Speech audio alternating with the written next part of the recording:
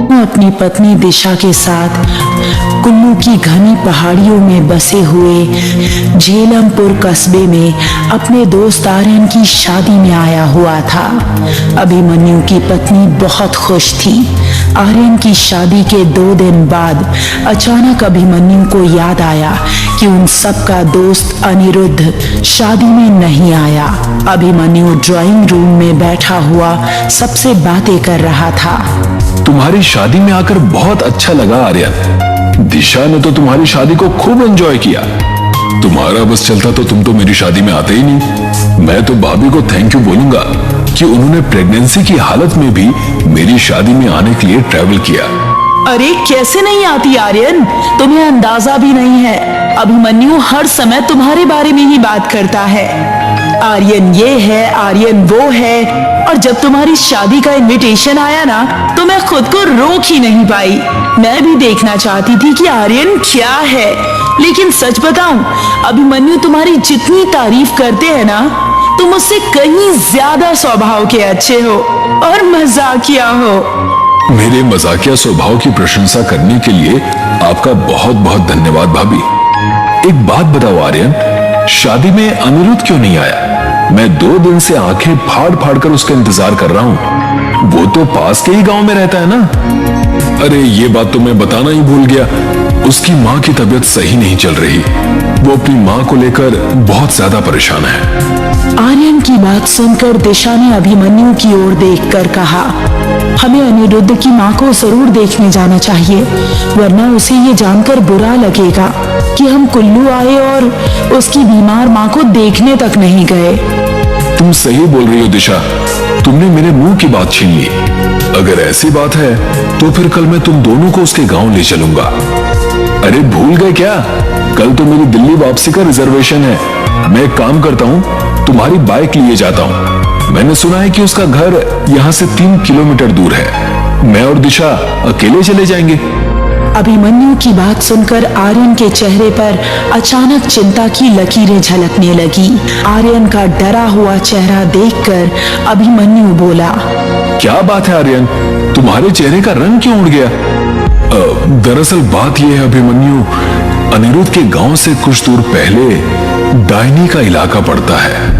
भाभी के पेट में 3 माह का गर्भ है और ये एक पहाड़ी इलाका है। तुम दोनों को वहां तक पहुंचते पहुंचते रात हो जाएगी और रात के समय किसी भी गर्भवती औरत का डायनी घाटी से गुजरना मौत को दावत देने जैसा होता है। आर्यन की बात सुनकर अभिमन्यु जोर जोर से हंसने लगा। तुम पागल हो गए हो क्या? दुनिया मंगल ग्रह पर कॉलोनी बनाने की तैयारी कर रही है और तुम अभी भी इन अंधविश्वास भरी बातों पर यकीन करते हो? नहीं अभिमन्यु, ये कोई मजाक का विषय नहीं है। डायनी एक तरह से डायन का ही स्वरूप होती है, लेकिन ये डायन से थोड़ी अलग प्रकार की होती है। डायनी को गर्भवती महिलाओं के गर्भ में पल रहे बच्चे बहुत पसंद होते हैं और वो उन बच्चों को खाने के लिए किसी भी हद तक जा सकती है। मैं इन सब बातों पर विश्वास नहीं करती। मैं एक नए जमाने की लड़की हूँ और मुझे लगता है कि आपको भी इन सब बातों पर विश्वास नहीं करना चाहिए। मैं भी अभिमन्यु के साथ शहर में ही पढ़ा लिखा हूँ भाभी, लेकिन डायन भूत प्रेत इन सब का भी दुनिया में अस्तित्व होता है। ये बात अलग है कि शहर के लोग इन बातों पर विश्वास नहीं करते, लेकिन हम पहाड़ों पर रहने वाले लोग इन बातों पर गहराई से विश्वास करते हैं, क्योंकि हम जानते हैं कि ये सत्य है। तुम अच्छी तरह से जानते हो आर्यन कि मुझे हमेशा से इन बातों से चिढ़ रही है। मैं इन बातों पर बिल्कुल भी विश्वास नहीं करता। अब मैं तुम्हें कैसे समझाऊं अभिमन्यु?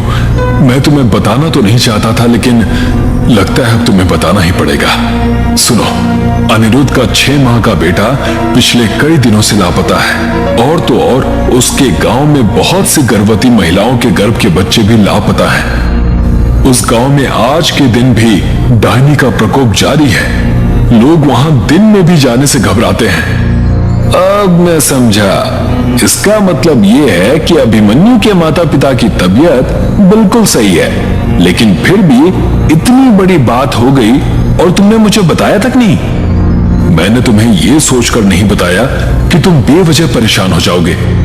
अब तो मैं आज ही अनिरुद्ध के घर पर जाऊंगा और अगर उस गांव के बच्चे लापता हो रहे हैं तो गांव वालों को पुलिस की मदद लेनी चाहिए ना कि डायनी वाइनी जैसी बातों पर विश्वास करना चाहिए।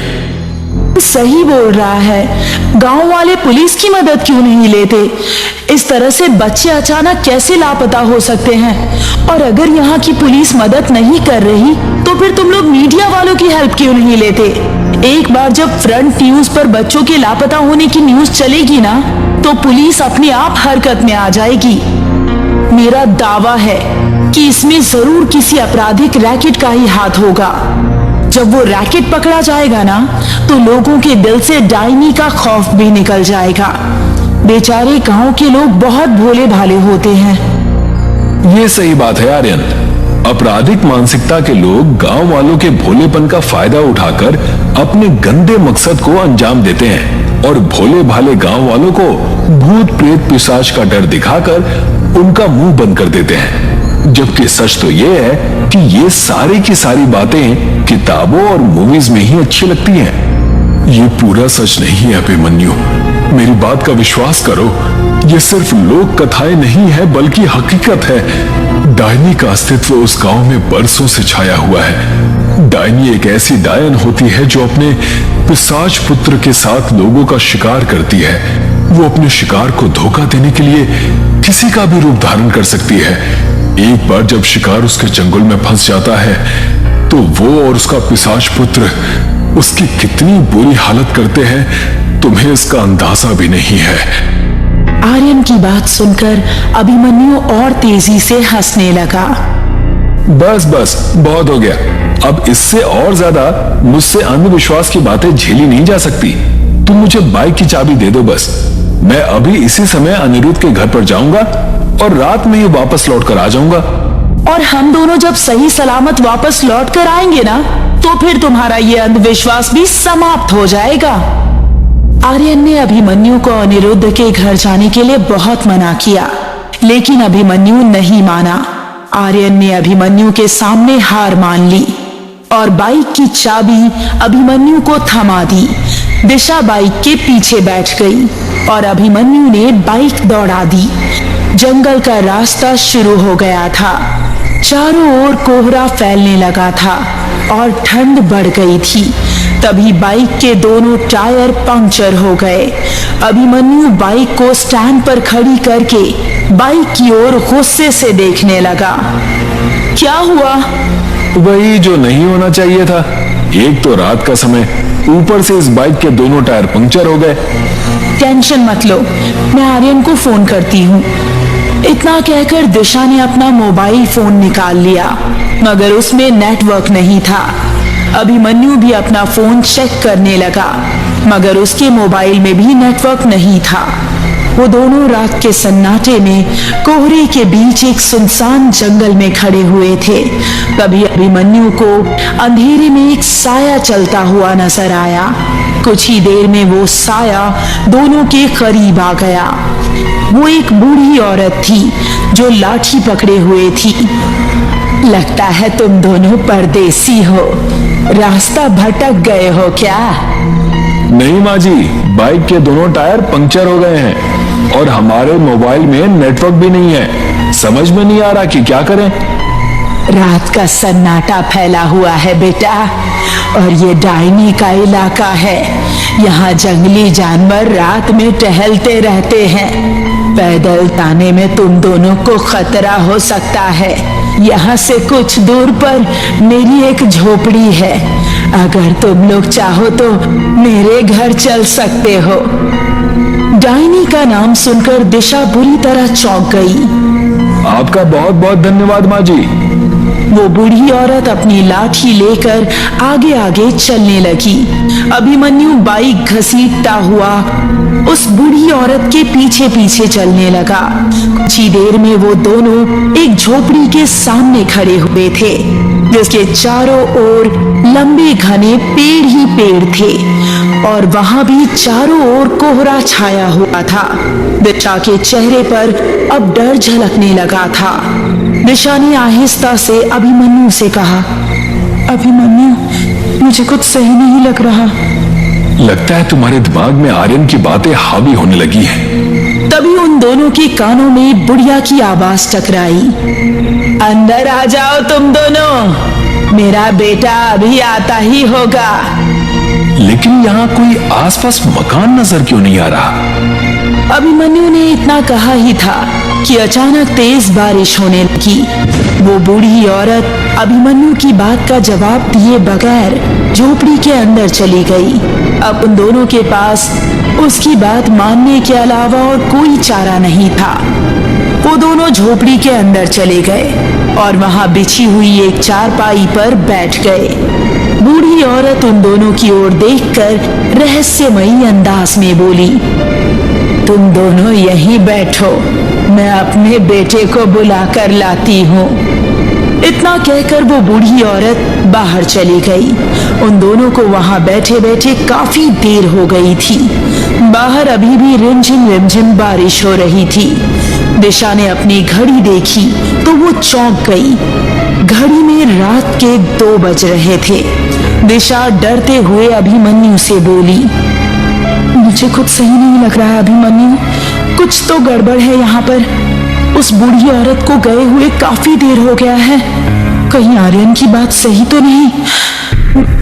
मेरे पेट में कुछ अजीब सा महसूस हो रहा है।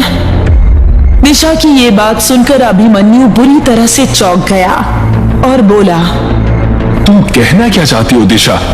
क्या हो रहा है तुम्हारे पेट में? मुझे यहाँ बैठे हुए काफी देर हो गई है, लेकिन अभी तक मेरे पेट में किसी प्रकार की कोई हलचल नहीं हो रही है। ऐसा लग रहा है कि मानो मैं प्रेग्नेंट हूं ही नहीं। इतना कहकर दिशा ने अपने पेट पर हाथ रख लिया, मगर जैसे ही उसने अपने पेट पर हाथ रखा, दिशा अपने पेट को हैरत और खौफ से आंखें फाड़ फाड़ कर देखने लगी। अभिमन्यु, आर्यन की बात बिल्कुल सही थी, मेरे पेट में बच्चा नहीं है। क्या बकवास कर रही हो तुम? ये कैसे हो सकता है? इतना कहकर अभिमन्यु ने जैसे ही दिशा के पेट पर हाथ रखा, उसका पेट बिल्कुल सपाट था। अभिमन्यु के डर और दहशत से रोंगटे खड़े हो गए। तभी उन दोनों को बाहर किसी के कदमों की आहट सुनाई दी। अभिमन्यु और दिशा ने जैसे ही अपने कदम उस झोपड़ी के बाहर निकाले, तो बाहर का नजारा देखकर उन दोनों की आंखें दहशत से फटी की फटी रह गई। बाहर एक 6 फुट का बड़ा ही भयानक दिखने वाला व्यक्ति खड़ा हुआ था। उसके चेहरे का मांस जगह जगह से फटा हुआ था। उसकी आंखों से खून टपक रहा था और उस बूढ़ी औरत की आंखों की पुतलियां भी बिल्कुल सफेद हो चुकी थी। उसके दांत अजीब और बिल्कुल पीले थे। यही है मेरा बेटा। दिशा की जोरदार चीख निकल गई। कौन हो तुम? डायनी। आर्यन सही बोल रहा था अभिमन्यु। जितनी तेजी से यहाँ से भाग सकती हो, उतनी तेजी से यहाँ से भागो। अभिमन्यु ने इतना कहा ही था कि तभी वो भयानक व्यक्ति बेहद फुर्ती से दिशा के नजदीक आ गया और उसने दिशा का गला बुरी तरह से दबोच लिया। अभिमन्यु अपनी पत्नी को बचाने के लिए हाथ पैर मारने लगा कि तभी डायनी ने अपने पंजे से अभिमन्यु के कंधे को फाड़ कर रख दिया। अभिमन्यु जमीन पर गिर गया।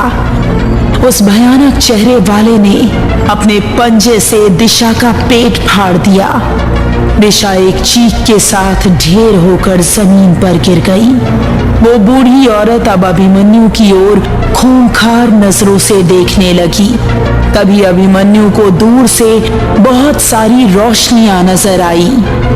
अभिमन्यु ने देखा कि बहुत से गांव वाले हाथों में मशाल लिए उनकी ओर चले आ रहे थे। जैसे जैसे वो नजदीक आ रहे थे, वो भयानक दिखने वाली डायन और उस पिशाच के कदम पीछे की ओर हटते जा रहे थे। वो दोनों धुआं बनकर गायब हो गए। उस झोपड़ी का नामो निशान तक मौजूद नहीं था। अभिमन्यु बेहोशी की गहराइयों यानी कि नींद में समा गया। तभी उसके कानों में उसके दोस्त अनिरुद्ध की आवाज गूंजी। वो गांव वालों से बोल रहा था, इसकी पत्नी मारी गई। उठाओ इसको और जल्दी ले चलो यहां से। अगली सुबह अभिमन्यु की आंख अनिरुद्ध के घर पर खुली। वो तो अच्छा हुआ कि मेरे पास आर्यन का फोन आ गया था। काफी देर इंतजार करने के बाद भी जब तुम मेरे घर पर नहीं आए तो मैं समझ गया था कि तुम डायनी के जाल में फंस गए हो। मैं तुरंत गांव वालों को जमा करके उसके इलाके में पहुंच गया। बहुत सालों पहले वहां एक बूढ़ी औरत और उसका बदसूरत बेटा रहा करता था। बूढ़ी औरत तंत्र मंत्र करती थी और उसका बेटा इंसानों की बलि लिया करता था। एक रात गांव वालों ने मिलकर उस बूढ़ी औरत के बदसूरत बेटे को मार दिया। वो बूढ़ी औरत अपने जवान बदसूरत बेटे की मौत को बर्दाश्त नहीं कर सकी और उसने गांव वालों से बदला लेने के लिए डायनी की काली तंत्र विद्या का सहारा लेना शुरू कर दिया। डायनी ने प्रसन्न होकर उसके पुत्र को अपना पुत्र बना लिया, पिशाच बनाकर। तब से वो ऐसे ही लोगों का शिकार करती रहती है। अभिमन्यु आंखों में आंसू लिए उसी दिन दिल्ली वापस लौट आया। अभिमन्यु ने फिर दूसरी शादी नहीं की। वो आज भी अपनी पत्नी दिशा को याद करके रोता रहता है।